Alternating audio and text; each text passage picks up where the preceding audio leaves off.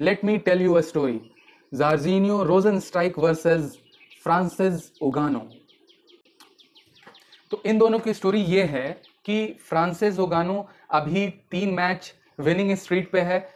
जो last 5th fight थी जो मियोचिच के साथ उसने हारी थी, उसके बाद से गानो एकदम चेंज हो गया। जैसे पहले एक स्ट्रीट ब्रॉलर टाइप का था वो, मतलब it's like only power power, no technical, not anything.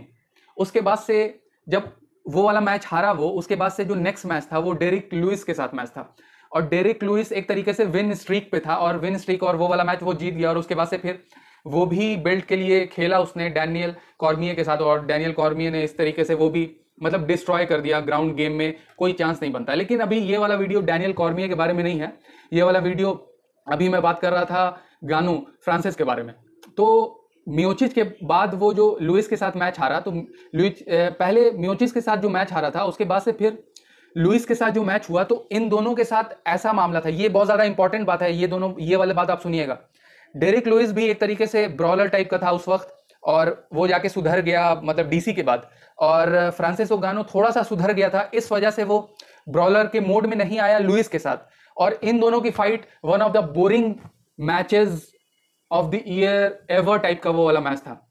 और उसके बाद से फिर वो थोड़ा फ्रांसिस ओगानो टेक्निकल टाइप का हुआ, और देखा गया कि it's like you have to be the first to be a champion.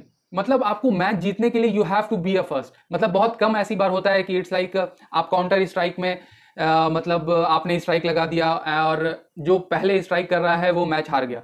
ऐसा होता है लेकिन कम होता है।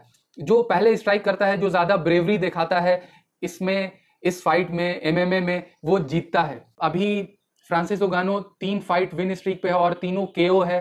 Velasquez, Cain Velasquez, one of the greatest heavyweight of all time, और उसके बाद से आपको कर्टिस ब्लेड को, और उसके बाद से जूनियर दो सांजोस को, इन तीनों को नॉकआउट किया। और मतलब कि वो एक तरीके से फिर से टाइटल कंटेंडर बनने जा रहा है, और बन गया था। मियोचिच के साथ उसका मैच होने वाला था, लेकिन मियोचिच इट्स लाइक आपको पहला बात कि वो इंतजार कर रहा है, डीसी को वो देना चाह रहा है रीफाइट, क्योंकि वो ज्यादा बड़ी मनी फाइट है। और उसके बाद से वो इंजर्ड हो गया था लास्ट फाइट जो उसकी डीसी के साथ थी, और उसके बाद से he is a real fireman. तो इस वजह से वो अभी एक तरीके से पैंडेमिक चल रहा है, तो he is serving his community. और इट्स वो इस तरीके का आदमी है कि it's not about money, it's about community, it's about family. तो उस चीज को यूएफसी भी रिस्पेक्ट कर रहा है, और थोड़ा रेस्ट ब्रेक दे रहा है आपको हैवी वेट मियोचिच को।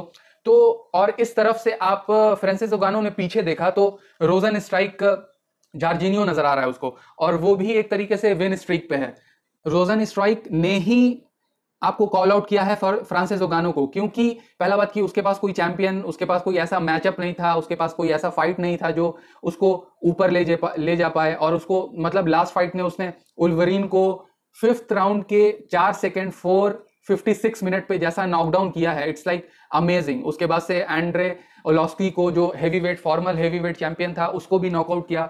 इट्स लाइक बैक फुटिंग पे आके उसको। तो इन दोनों का पावर के मामले में, मतलब पहले तो आपको बता दिया कि ये दोनों आए कैसे। और फ्रांसिस ओगानो बैठा हुआ था, 1 साल से कुछ मैच नहीं था उसके पास, तो इस वजह से रोजन स्ट्राइक ने जब कॉल आउट किया तो उसने एक्सेप्ट कर लिया। और इन दोनों से जो मैच जीतेगा उसको हेवी वेट का फर्स्ट कंटेंडर होना चाहिए, ना कि डीसी को। लेकिन आई डोंट नो, मतलब मनी फाइट की वजह से मे बी मियोचिच आए और लास्ट फाइट डीसी की वही वाली फाइट हो जाए, और डीसी को फेयरवेल थोड़ा अच्छा मिले कि हेवीवेट चैंपियन जीत गया वो, इट्स लाइक, और मे बी वो लास्ट फाइट हार जाए। लेकिन इट शुड बी लाइक, मतलब इन दोनों में जो जीतता है उसको मियोचिच जब आता है उसके साथ मैच होना चाहिए। और जार्जिनियो के पास किक बॉक्सिंग का एक्सपीरियंस है जो फ्रांसिस ओगानो के पास नहीं है। लेकिन अभी हम सोशल मीडिया देख रहे हैं बहुत दिन से, तो फ्रांसिस ओगानो बॉक्सिंग में काफी ज्यादा, अभी कुछ दिन पहले उसने पोस्ट डाला था माइक टाइसन के साथ ट्रेनिंग करने का। इट्स लाइक मे बी, क्योंकि आप स्टीपे मियोचिच ही को आप देख सकते हैं कि उसका जो बैकग्राउंड है वो बॉक्सिंग का है, और ऐसा नहीं है कि कोई जो ग्राउंड गेम के साथ आता है। आप कह सकते हैं कि फेदर वेट या लाइट वेट में जिसका ग्राउंड गेम ज्यादा अच्छा है उसको ज्यादा, बहुत ज्यादा आपको कह सकते हैं कि एडवांटेज मिलता है। लेकिन हेवी वेट में हमको ऐसा नहीं लगता, क्योंकि ज्यादातर fight first round second round में खत्म हो जाती है, और नॉकआउट, जितना ज्यादा नॉकआउट पावर है, क्योंकि एक ना एक बार लगेगा ही, और एक बार लगा तो गया। लेकिन हमको इसका ये भी डर है कि जैसे डेरिक लुइस और फ्रांसिस ओगानो की फाइट थी कि मतलब डिफेंड करने वाली, जैसे कि हम first, I will be not the first to hit, क्योंकि अगर कोई पहला हिट करता है और काउंटर करके दूसरा हिट कर रहा है तो वो चला गया। इसका ये मतलब है कि दोनों पावर का रिस्पेक्ट कर रहे हैं, लेकिन इस फाइट में ऐसा नहीं होना चाहिए। जॉर्जिनियो रोजन स्ट्राइक को मैं देख रहा हूँ कि इट्स लाइक उसके पास किक बॉक्सिंग का काफी बड़ा एडवांटेज है, तो वो एडवांटेज ले सकता है, लेकिन एक्सप्लोसिवनेस में ज्यादा फ्रांसिस नगानो के पास है, और उसके पास रिकॉर्ड भी है। इट्स लाइक मतलब पंचिंग पावर का best punch in the world, hold world.